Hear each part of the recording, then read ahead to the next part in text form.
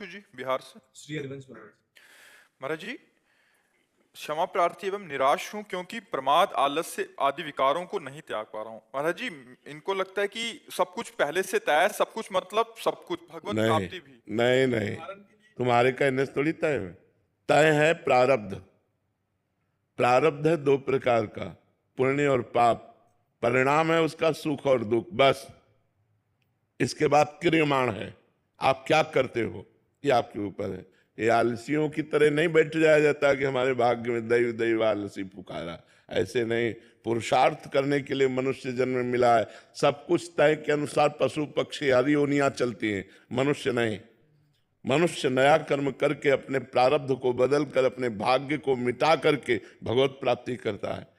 अगर केवल भाग्य के अनुसारे हो तो केवल दो ही है भाग्य में, सुख और दुख, पाप और पुण्य के फल, बस। इसके बाद क्रियमाण, आप पाप कर्म करते हो या पुण्य कर्म करते हो या भजन करते हो, ये आपके ऊपर निर्धारित है। ये आलसी प्रमादी स्वभाव में ये जो होगा सो हो जाएगा, ऐसे प्रमादी जीवों का कल्याण नहीं होता। ऐसे नहीं, खूब पुरुषार्थ किया जाता है। मनुष्य जन्म पुरुषार्थ के मिला है। चाहे लौकिक उन्नति हो चाहे पारलौकिक उन्नति, पुरुषार्थ के बिना थोड़ी आ जाएगा। पुरुषार्थ करना चाहिए। महाराज जी, आलस्य के वक्त मतलब बुद्धि ऐसी कोई ज्ञान की बात ढूंढती है जिससे शरीर का राग थोड़ा कम हो जाए। नाम जप करो, कुछ ढूंढने की जरूरत नहीं, सब उत्पन्न हो जाएंगे। नाम जप नहीं करोगे तो कुछ नामात्मा प्रवचने न लभ्या न मेधया न बहुना श्रुतेन। बहुत वेदांत का प्रवचन करने वाले को आत्मबोध नहीं होता, न बहुत बुद्धिमान को आत्मबोध होता है, न बहुत सुनने वाले को होता है। जो आत्मा को वर्ण करता है उसी को आत्मबोध प्राप्त होता है। आपको भजन करो, अभी सब ठीक हो जाएगा। महाराज जी, जैसे गीता जी में लिखते हैं कि अहंकार विमूढ़ आत्मा करता मिति मान्यते, और दूसरा उसी के बाद है गुणान गुणेशु कुछ। तो उसको मतलब गुणानुगुण वर्तेन, ये सिद्ध पुरुष की स्थिति है, ऐसे ना जोड़ो। गुणानुगुण वर्तेन मनुष्या पार्थ सर्वसा, ये सिद्ध पुरुष की स्थिति। वो देख रहा है गुणों में गुण वर्त रहे हो, अपने को अलग देख रहा है। और जो है अहंकार विमूढ़ आत्मा, वो अपने को शरीर मानकर कर्म कर रहा है। लेकिन नाम जप करने के लिए थोड़ी मना किया गया है। भगवान ने आदेश किया है गीता में, अनन्य चेता सततम यो माम स्मरति नित्सा तस्याहम सुलभा पार्थ नित्य युक्त योगिना। अब भजन न करोगे और बुद्धि भजन काटने के लिए तैयार है कि अहंकार विमूढ़ आत्मा करता हमिति मन्यते। यही तो मनुष्य की दुर्दशा है कि वो गुरुजनों के वाक्यों को, शास्त्र के वाक्यों को पकड़ता नहीं। हम कह रहे कुछ मत करो, शरीर से जो चेष्टाएं, घर परिवार की, व्यापार नौकरी किसानी, वो करो और राधा राधा जपो, देखो सब ठीक हो जाता है कि नहीं हो जाता।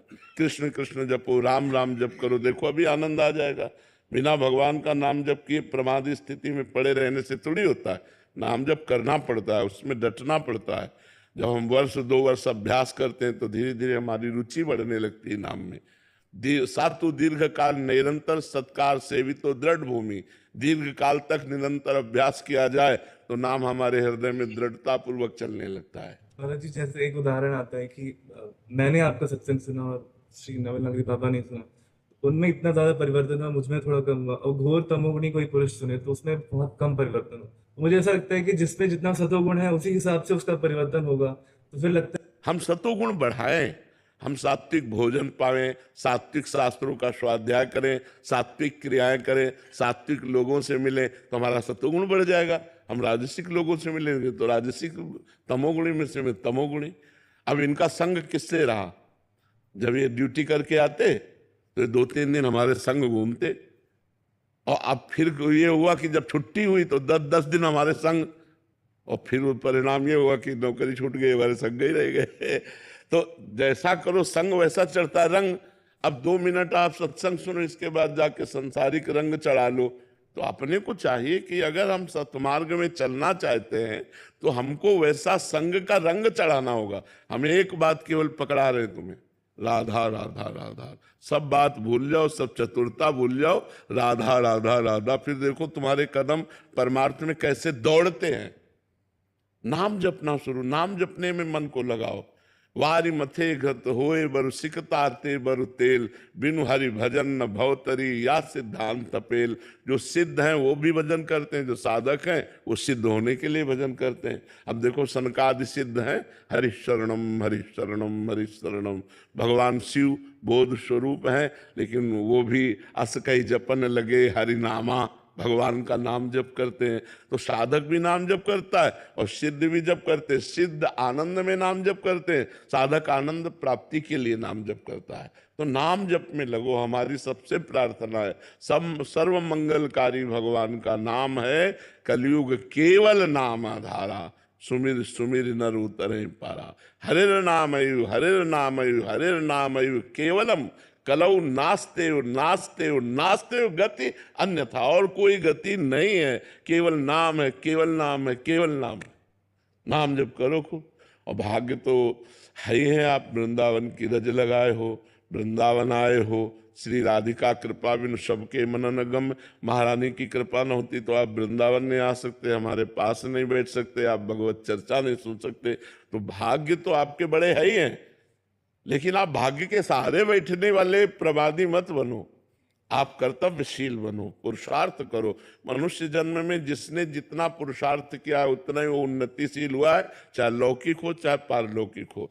सफलता और असफलता प्रारब्ध के अधीन है, लेकिन हम बार बार प्रयास करेंगे तो हर बार असफलता ही थोड़ी मिलेगी, कभी न कभी सफलता हमें प्राप्त हो जाएगी। जो पुरुषों की स्थिति का श्लोक है वो मैं उसको मतलब नहीं पढ़ के क्या करोगे, सुनाने लगोगे और क्या करोगे, दूसरों को सुनाओगे, अपने अंदर तो स्थिति आएगी नहीं, है नहीं। तो अगर हम नाम जब शुरू करेंगे तो आपके अंदर स्थिति आ जाएगी।